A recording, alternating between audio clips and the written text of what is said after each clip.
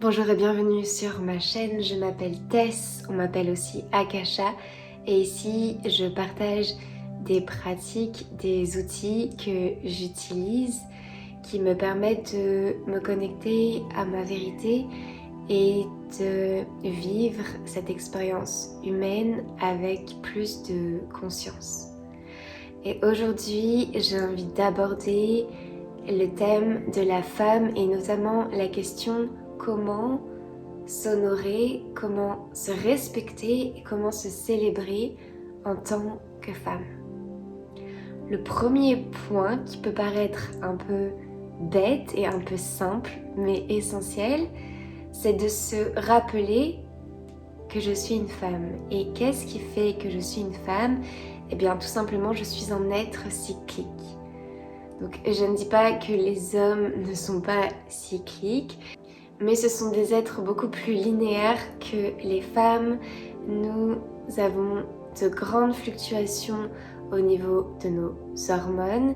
Il suffit de regarder notre cycle lunaire pour le comprendre. Si jamais tu as besoin d'avoir un rappel à ce sujet, à propos du cycle féminin, eh bien je t'encourage à faire tes recherches. Tu peux trouver des ressources très facilement aujourd'hui sur internet. Donc nous sommes en perpétuel changement. Chaque jour, chaque mois, nous traversons différentes phases.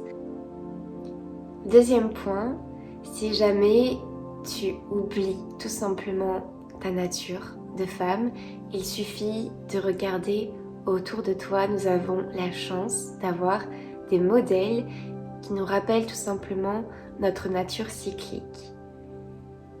On peut se connecter à la lune, on peut se connecter à la terre, les différentes saisons, les différents éléments. Donc, parfois, lorsqu'on a l'impression d'être coupé de son intuition, lorsqu'on a l'impression d'être coupé de soi-même, on peut aller tout simplement se ressourcer, se régénérer dans la nature et rester silencieuse, rester passive, rester à l'écoute, observer et se souvenir que nous aussi, nous sommes en fait comme la terre, comme la lune, comme les éléments. Nous changeons d'un jour à l'autre et c'est ça qui fait notre beauté, notre richesse. Troisième point, comprendre les saisons que nous traversons. Donc tout comme la Terre, nous traversons différentes saisons. Et ici, j'ai envie de faire le lien avec les 4 archétypes féminins. Tu peux en trouver beaucoup plus, mais afin de simplifier cette compréhension et d'intégrer ça beaucoup plus facilement, on va dire, comprenons d'abord les 4 archétypes féminins. Je vais passer en revue rapidement là-dessus, mais encore une fois, n'hésite pas à lire des livres à ce sujet, à regarder des vidéos, à écouter des podcasts. Ces 4 archétypes féminins, nous allons les traverser au fil du mois et aussi au fil de notre vie. Et le premier archétype, c'est l'archétype de la Vierge, de la jeune fille, qui correspond à la saison du printemps, au moment où tout est possible, où on se sent excité, où on se sent positive, où on voit la magie absolument partout, où on a cette pureté, cette innocence à l'intérieur de nous, où on se sent forte, où on se sent jeune, où on se sent pleine d'énergie. Donc c'est le moment idéal pour s'autoriser à rêver, s'autoriser à jouer, collecter les idées et faire des plans quant à ces idées. Ça correspond aussi à la phase pré-ovulatoire, à la lune croissante et à l'élément air. Donc la plupart du temps on dit qu'on passe par cet archétype à l'âge de 25 ans. Tout ce que je vais donner est très approximatif, ça va dépendre de chacune, mais souviens-toi encore une fois que nous passons en fait par ces archétypes chaque mois. Un archétype sera sûrement plus prédominant dans une période de notre vie, mais on va les traverser tout le temps, toute l'année, chaque mois. Le deuxième archétype, c'est l'archétype de la mère qui se situe à peu près entre 25 et 50 ans et qui correspond à la partie fertile de nous-mêmes. Donc c'est la phase ovulatoire, c'est l'élément feu, c'est la saison de l'été où tout est fertile. C'est la phase où on va donner naissance dans la matière, dans la forme. Ça peut être la naissance d'un être ou la naissance d'un projet, d'une création. C'est une phase dans laquelle on se sent nourricière, on se sent protectrice, on se sent dans la dévotion, dans la compassion et dans l'amour tout simplement. Le troisième archétype qui vient à peu près entre 50 et 70 ans, c'est l'archétype de la femme sage, de la femme sauvage, de la femme qu'on appelle aussi la reine, la guérisseuse, la femme médecine. C'est la femme qui est décomplexée et qui sait qui elle est, qui n'a pas peur de le montrer, qui va utiliser sa propre médecine à l'intérieur d'elle et la partager. Donc ici on est dans l'automne, c'est le moment de laisser les choses partir, de let it go. C'est le moment aussi de ressentir tout ce qu'on a à ressentir et d'utiliser le chant, la danse ou d'autres formes pour transmuter ces émotions. Un bon moment aussi pour faire le tri autour de soi, à l'intérieur de soi, de poser ses limites. On est dans la phase post-ovulatoire, dans la période de l'automne, lorsque la lune commence à décroître et l'élément associé, c'est l'élément eau. Et enfin, on passe au dernier archétype, l'archétype, je vais vous le dire en anglais parce qu'en français, je trouve que c'est pas très flatteur. Et donc en anglais, c'est The Crown. Et donc on pourrait traduire ça en français par la vieille femme. Ou des fois, on peut voir aussi l'enchanteresse. Donc c'est beaucoup plus flatteur, je trouve. On va garder ça que la vieille femme. Et c'est mon archétype absolument préféré. Je pense que j'ai toujours fantasmé sur cet archétype depuis très jeune. C'est la gardienne de la vérité, de la sagesse. C'est celle qui n'a plus rien à prouver. Moi j'ai vraiment cette image d'une femme avec les cheveux très longs, les cheveux tout blancs, et qu'elle partage tout son savoir, toutes ces histoires qu'elle a accumulées pendant sa vie aux plus jeunes, aux enfants, aux adolescents, aux jeunes adultes, avec une humilité et un recul, et qui sait aussi quand il est nécessaire de garder le silence, et même dans le silence, les gens l'écoutent. Elle a une clarté absolue et en fait elle donne des conseils mais de manière complètement désintéressée, sans ego, avec son cœur, avec son âme. C'est l'archétype qui est la plus proche de la source, qui est la plus connectée, et c'est celle qui lâche complètement prise parce que voilà, elle a fait tout ce qu'elle avait à faire dans sa vie. Maintenant elle a plus rien à faire en fait, elle a juste à être. Et donc ça correspond au moment des menstruations, à la période hivernale, et on peut l'associer à l'élément terre et à... qu'est-ce que j'ai oublié? Ah oui, à la nouvelle lune.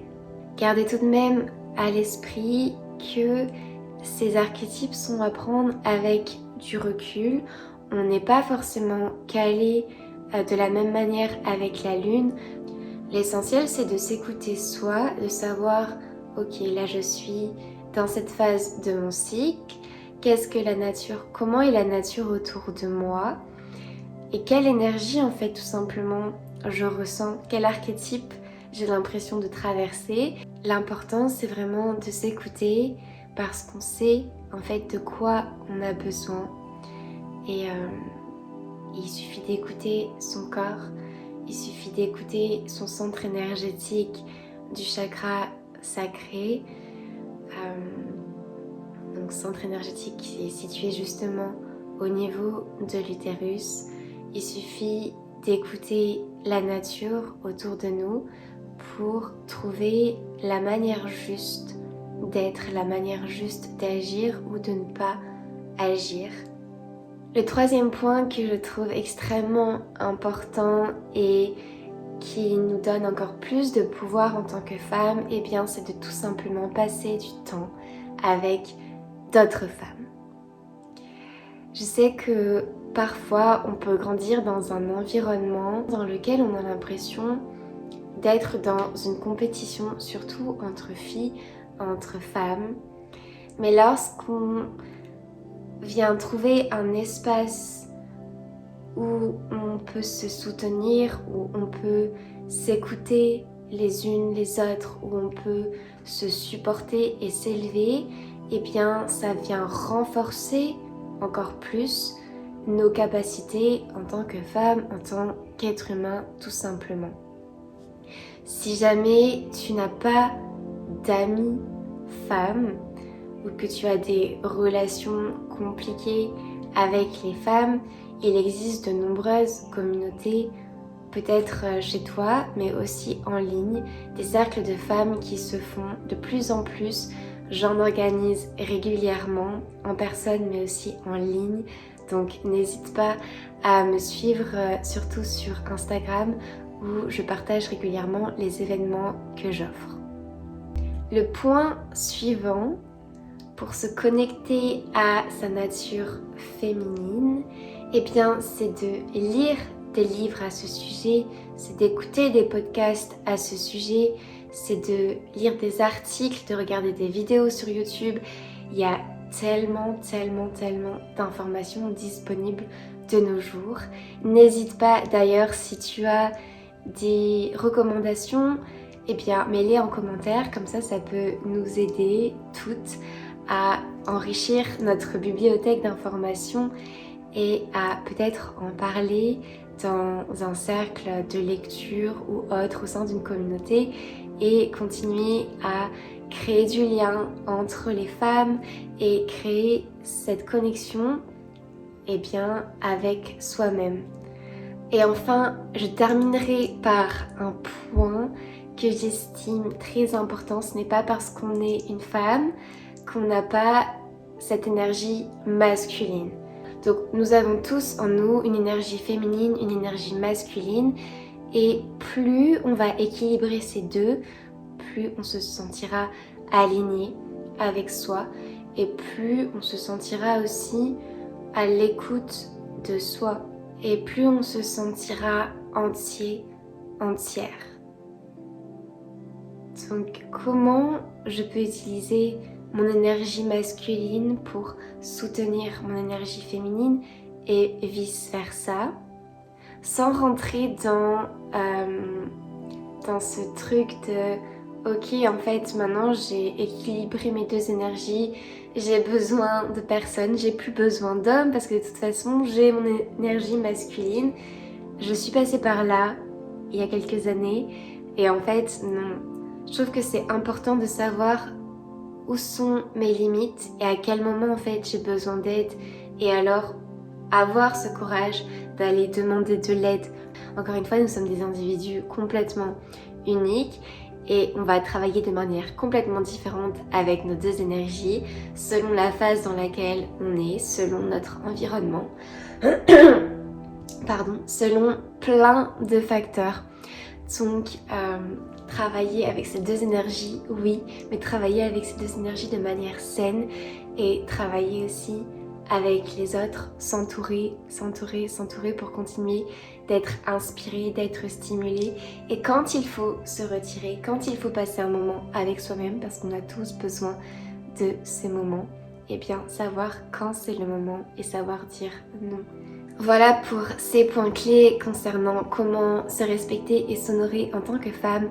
J'espère que ça peut t'aider dans ta vie de tous les jours. Si toi aussi tu as des astuces, des conseils, eh bien n'hésite pas à nous partager ça en commentaire. Connectons-nous les unes avec les autres et faisons en sorte de rendre ce monde encore plus riche de compassion et d'union, que ce soit entre nous les femmes, mais aussi que ce soit avec les hommes, avec tout le monde. Je te souhaite une excellente journée et je te dis à très vite.